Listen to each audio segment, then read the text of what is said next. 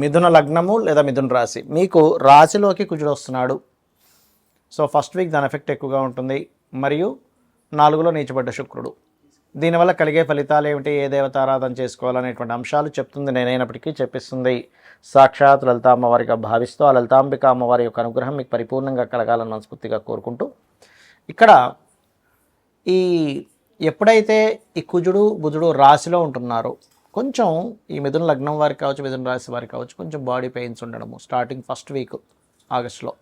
దాని తర్వాత పర్టికులర్గా ఏంటంటే కొంచెం ఈ వాహనాలకు సంబంధించిన విషయంలో చిన్న స్ట్రెస్ అది ఉంటుంటుంది. అంటే చతుర్థంలో శుక్రుడు నీచపడుతున్నాడుగా, అందుకని మీరు ఏంటంటే ఈ 45 రోజులు కూడా దాదాపుగా ఫస్ట్ వీక్ నుంచి 45 రోజులు కూడా వాహనం తీసుకునేటప్పుడు, ఏదైనా గృహం నిర్మాణ సంబంధించినవి చేసేటప్పుడు, వాహన సంబంధించిన రిపేర్లు చేయించుకునేటప్పుడు, ఏదైనా ఒక ఆర్ట్స్ బేస్ సంబంధించిన కోర్సెస్ ఏదైనా చేసే అంశంలోని, షేర్ మార్కెట్ విషయంలోని కాస్త జాగ్రత్తగా ఉండాలి. ఏమవుతుంటుందంటే ఇక్కడ కొంచెం ఈ కుజబుద్ధులు ఉన్నప్పుడు మనకు తెలియకుండానే అగ్రెసివ్ నేచర్ పెరుగుతూ ఉంటుంది, కోపం పెరుగుతూ ఉంటుంది.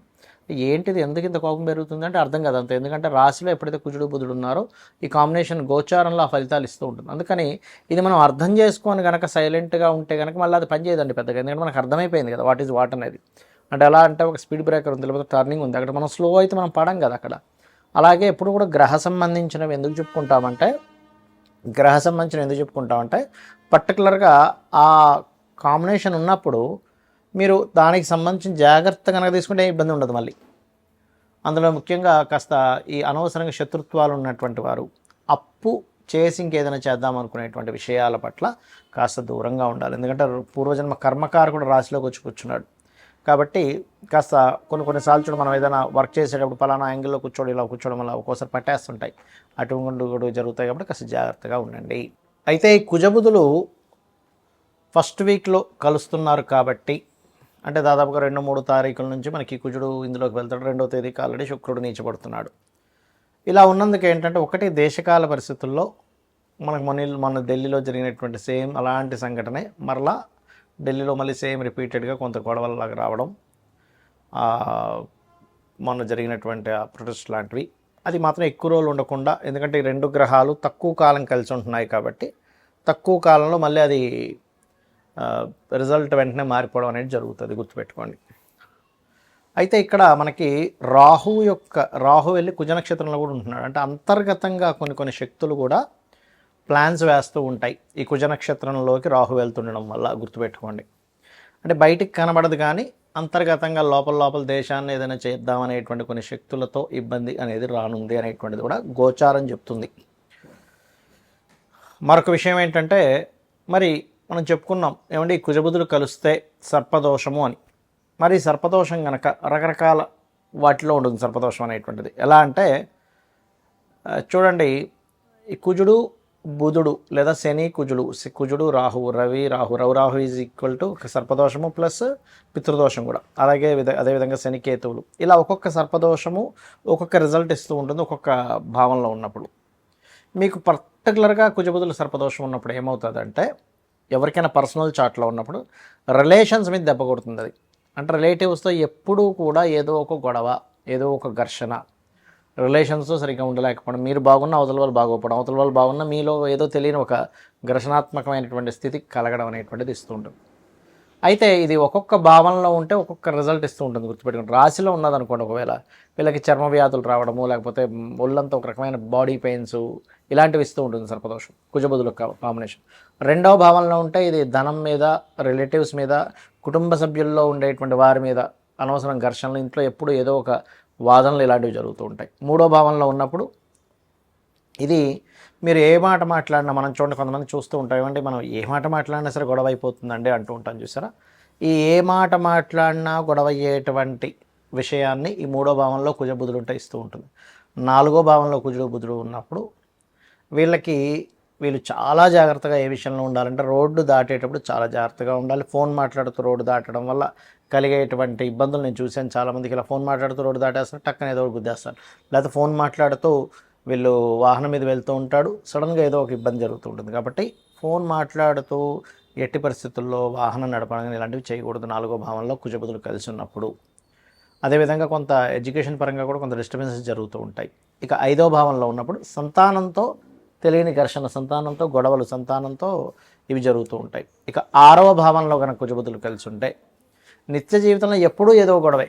చిన్నప్పటి నుంచి కూడా ఏదో ఒక ఘర్షణ డైలీ లైఫ్లో, అంటే ఒక పోరాటంలా ఉంటూ ఉంటుంది లైఫ్ అనేది. కాకపోతే కుజుడు 6లో ఉన్నందుకు కొంచెం శత్రువుపై జయాన్ని కలిగిస్తారు, దట్ ఈస్ డిఫరెంట్. సప్తమంలో కుజబుధులు ఉన్నప్పుడు ఏమవుతుందంటే వచ్చే జీవిత భాగస్వామికి ఈ పోట్లాడే లక్షణాలు అవి ఎక్కువగా ఉంటాయి, ఆర్గ్యూ చేసే లక్షణాలు. అష్టమంలో ఉన్నప్పుడు సర్వసాధారణంగా అన్ఎక్స్పెక్టెడ్ థింగ్స్ వల్ల బిజినెస్లో లాసెస్ రావడం ఇలాంటివి ఎక్కువగా జరుగుతూ ఉంటాయి. భాగ్యంలో ఉన్నప్పుడు తండ్రి యొక్క తత్వం అలా ఉంటుంది, అంటే తండ్రి గారితో కొంచెం మనం ఏదైనా కమ్యూనికేట్ చేయాలన్నా మాట్లాడాలన్నా కొంచెం ఇబ్బందికరమైనటువంటి వాతావరణంలో ఉంటూ ఉంటుంది. దశమంలో కనుక కుజబుధులు కలిసి ఉంటే ఎవరికైనా కూడా అప్పుడు వాళ్ళకి ఆఫీస్లో ఉండేటువంటి వాతావరణం అంతా కూడా ఎప్పుడు జలస్ ఫీల్ అయ్యేవాళ్ళు, లేకపోతే ఎప్పుడు మనతో ఏదో గొడవ పెట్టుకొని మన కెరీర్ సంబంధించిన విషయంలో ఇబ్బంది పెట్టాలనుకునే లక్షణాలు ఎక్కువగా ఉంటాయి వాళ్ళకి.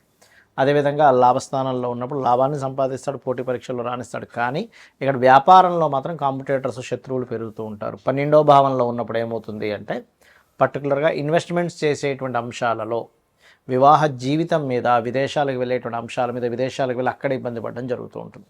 మరి ఈ సర్పదోషం ఇలా ఏర్పడినందుకు ఏం చేయాలి అంటే చాలా సింపుల్గా ఏం లేదు. మనకి గోచారంలో జరిగినప్పుడు అందరికీ వర్తిస్తుంది, అందరూ కూడా ఈ అనవసరమైన గొడవలు ఇట్లాంటికి గురవుతూ ఉంటారు.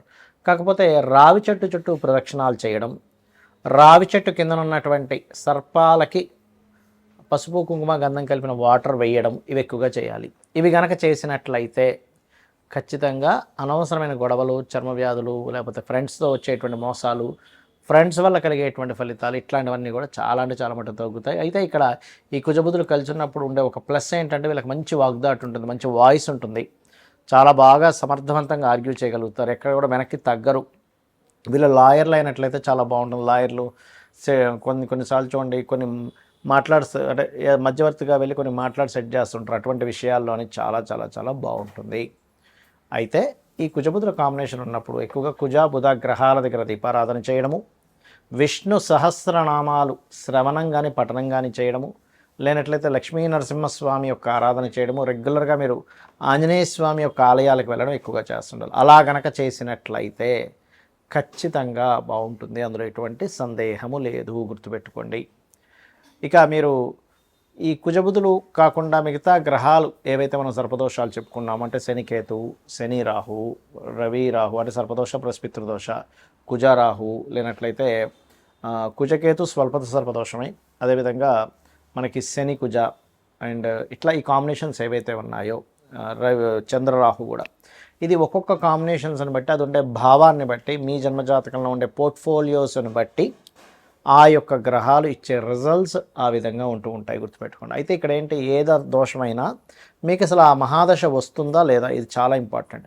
మహాదశే రావట్లేదు, ఏం చేసుకుంటాం, ఏ ఇబ్బంది ఉండదు, అంటే చిన్నప్పుడు అయిపోయిందండి, పెద్ద ఎఫెక్ట్ ఉండదు. ఎప్పుడో 100 ఏళ్ళ తర్వాత వస్తుంది, ఎఫెక్ట్ ఉండదు. ఇది గుర్తుపెట్టుకోండి. శ్రీమాత్రే నమః.